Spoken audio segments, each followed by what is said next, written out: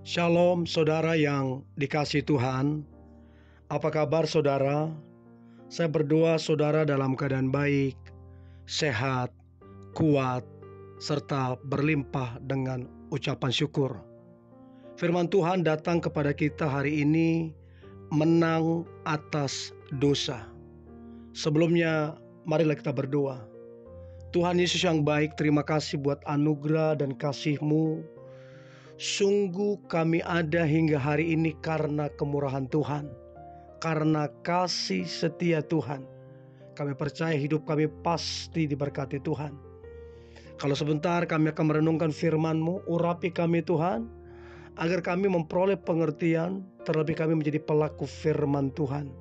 Kami percaya firman ini akan mengubahkan kami, menolong kami, serta memberkati kehidupan kami. Di dalam nama Tuhan Yesus kami berdoa dan mengucap syukur, haleluya, amin. Roma pasal 6 ayat 11 sampai ayat 12.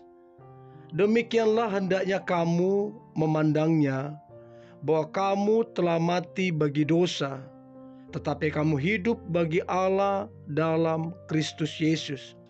Sebab itu hendaklah dosa jangan berkuasa lagi di dalam tubuhmu yang fana, supaya kamu jangan lagi menuruti keinginannya.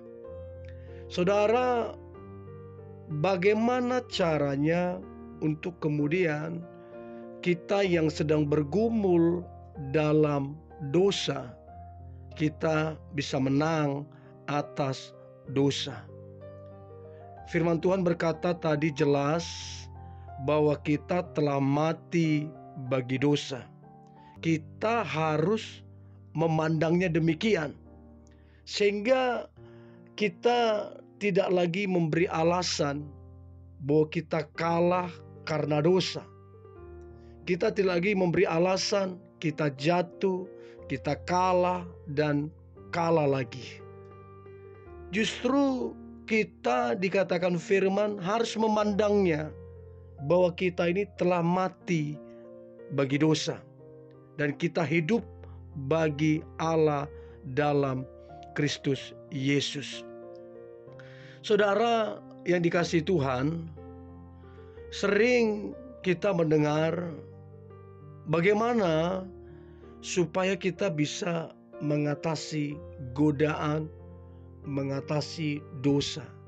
Sering juga kita mendengar berapa orang atau kita sendiri berjuang, ternyata jatuh lagi dalam dosa yang sama. Berapa sering kita mendengar bahkan mengalami hal demikian. Nah, kalau kita membaca dalam Kejadian pasal 39, diceritakan tentang Yusuf yang kala itu seorang pemuda yang elok parasnya. Yusuf itu digoda oleh istri Potifar. Sang nyonya mengajak Yusuf tidur bersamanya. Dan ajakan itu tidak cuma satu kali. Alkitab bilang berulang-ulang. Namun di ayat 10, Yusuf itu memberikan respon yang sangat menarik dan powerful, yang begitu luar biasa. Walaupun dari hari ke hari perempuan itu membujuk Yusuf, Yusuf tidak mendengarkan bujukannya itu untuk tidur di sisinya, apalagi bersetubuh dengan dia.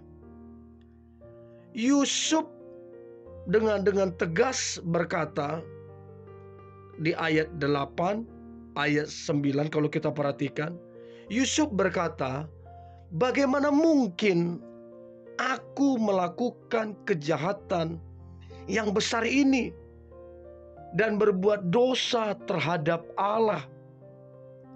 Alkitab memandang atau menjelaskan bahwa Yusuf benar-benar mengasihi Allah, sehingga dia lari meninggalkan perempuan itu.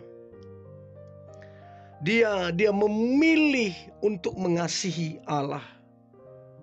Saudara yang dikasihi Tuhan, bisa saja Yusuf melakukan hal demikian, sebab di rumah itu cuman ada mereka berdua.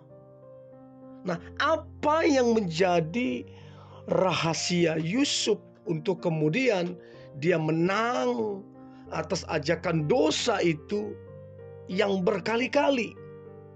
Apa yang menjadi rahasianya?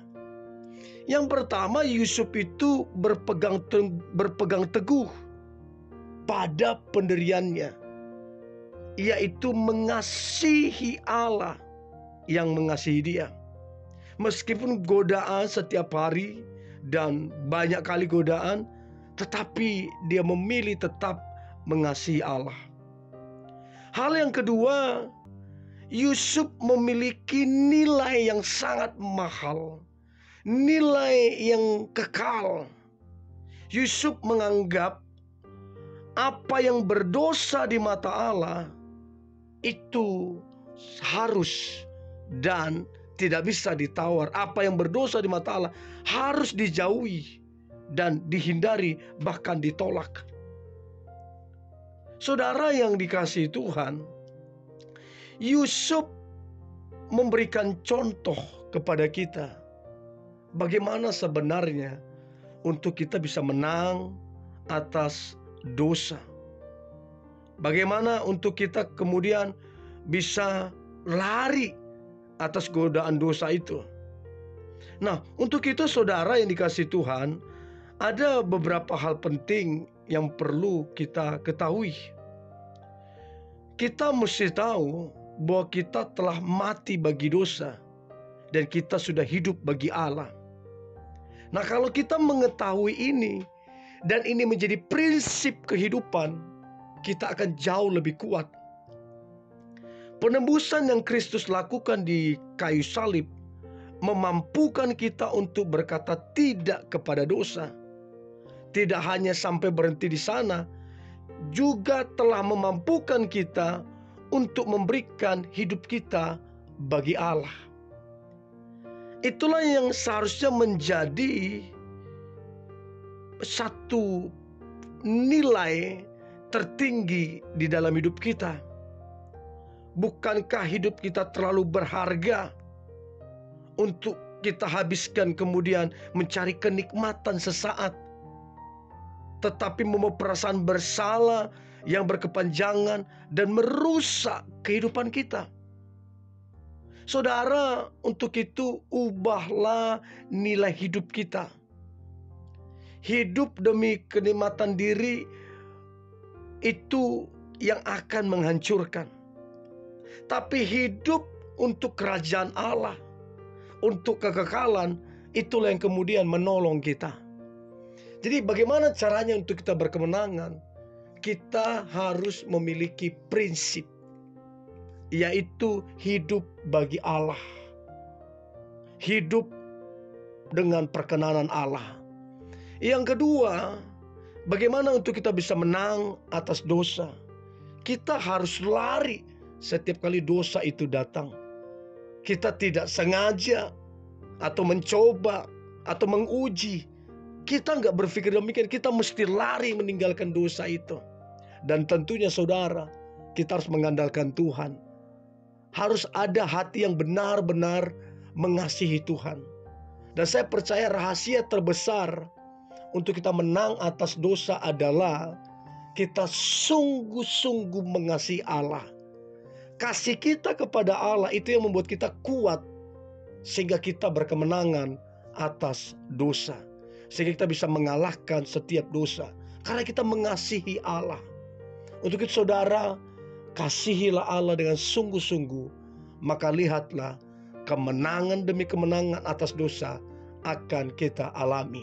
Dan saya percaya setiap saudara yang mendengarkan ini, Anda berkemenangan atas dosa. Mari kita berdoa. Tuhan Yesus yang baik, terima kasih buat hari ini. Sungguh kasih-Mu luar biasa. Kami percaya kami bukan lagi orang yang tertawan oleh dosa, tapi kami adalah orang yang merdeka, kami adalah orang yang menang, sebab kami mengasihi Engkau dengan sungguh-sungguh. Dan aku percaya umat-Mu yang mendengarkan ini, mereka adalah orang yang menang atas dosa. Terima kasih Tuhan. Di dalam nama Tuhan Yesus kami berdoa dan mengucap syukur. Haleluya.